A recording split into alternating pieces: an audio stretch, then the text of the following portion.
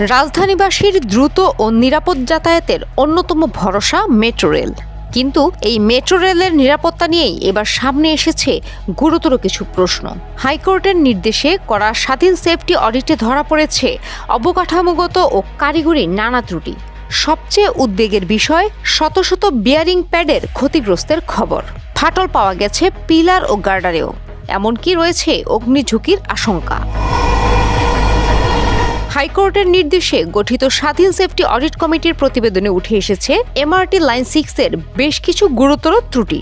Metro রেলের মোট ৩,১৩৫টি bearing pad পরীক্ষা করে ৭৩০টিতেই মিলেছে ত্রুটি, অর্থাৎ মোট বিয়ারিং প্যাডের ২৩%-এরও বেশি কোনো না কোনোভাবে ক্ষতিগ্রস্ত।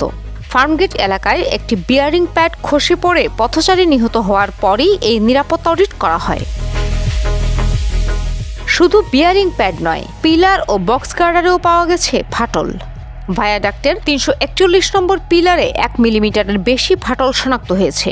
এ ধরনের ত্রুটি নিয়ে প্রশ্ন উঠেছে, মেট্রো রেলের দীর্ঘমেয়াদী কাঠামোগত নিরাপত্তা কতটা? কারিগরি ত্রুটির কারণে কয়েকটি অংশে ট্রেনের গতি কমিয়ে দেওয়া হয়েছে। কিছু সেকশনে ঘন্টায় ৪৪ থেকে ৪৭ কিলোমিটার এবং কোনো কোনো জায়গায় মাত্র ১৩ থেকে ১৬ কিলোমিটার গতিতে ট্রেন চলাচলের তথ্যও এসেছে। ফলে যাত্রীদের অনেকেই অনুভব করছেন তীব্র ঝাঁকুনি। এর সঙ্গে যুক্ত হয়েছে অগ্নিঝুঁকির শঙ্কা। বিদ্যুৎ সরবরাহ ব্যবস্থার ওভারহেড ক্যাটেনারিতে স্পার্কিং বা স্ফুলিংয়ের কারণে আগুনের সম্ভাব্য ঝুঁকির কথা উঠে এসেছে অডিট প্রতিবেদনে। এসব ত্রুটি সামনে আসার পর নিরাপত্তা নিশ্চিত করতে জরুরি পদক্ষেপের নির্দেশ দিয়েছেন হাইকোর্ট।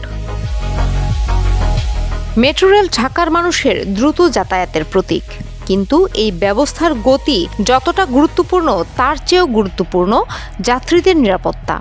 কারণ মেট্রো রেলের ক্ষেত্রে একটি ছোট ত্রুটিও বড় দুর্ঘটনার কারণ হতে পারে। তাই সংস্কার নয়, প্রয়োজন নিয়মিত, স্বচ্ছ এবং আন্তর্জাতিক মানের নিরাপত্তা পর্যালোচনা।